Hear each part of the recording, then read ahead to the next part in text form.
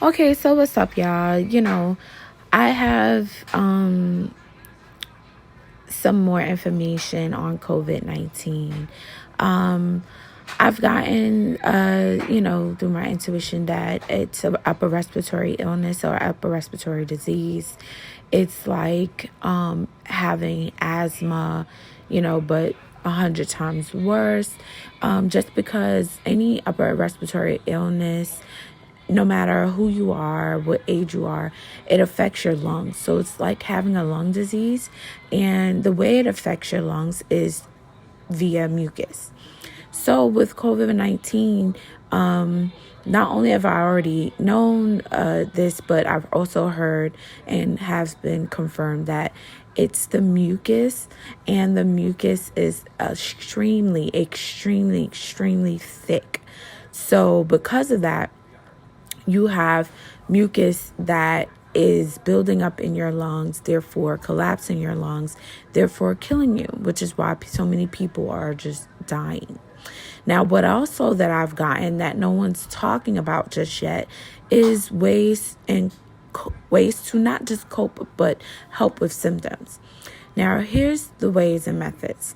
It was told to me in a way, I heard through my intuition in a way that it's like the same methods that are being used for asthma.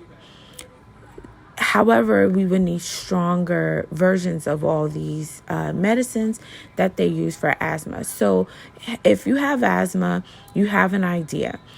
Asthma patients use things like albuterol, and they use other types of steroids like albuterol that helps to not only strengthen the lungs, but keep the airways open long enough until their asthma attacks pass or it just clears up altogether. Now, I've also had a situation in the past where my daughter, who happens to be asthmatic or has suffered from asthma-like symptoms and issues due to the fact that she was born premature, so therefore she had premature lungs. And if I can get the actual issue that it was something she developed as a premature baby, which is more common in premature babies with premature lungs. However, she had a left lung collapse when she was a very small baby, not long after she came home from the hospital, being in a NICU. She developed it just from common air, common colds people may have had around her. That includes my other children. So her left lung collapsed, and they had to also take her into the hospital and start to draw the mucus directly out of her lung by using a small fine tube. And that small fine tube, it did cause some minor damage and bleeding because they had to enter it and re-enter it, exit it out of her lung. However, they did remove the mucus, which she survived and was stabilized eventually within a week's time.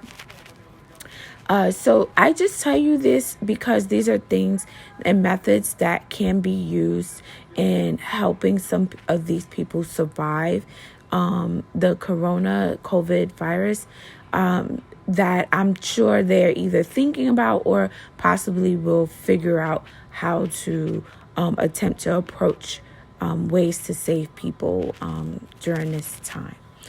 That is it. That is all. I'll be back with more information anytime soon. All right. Bye-bye.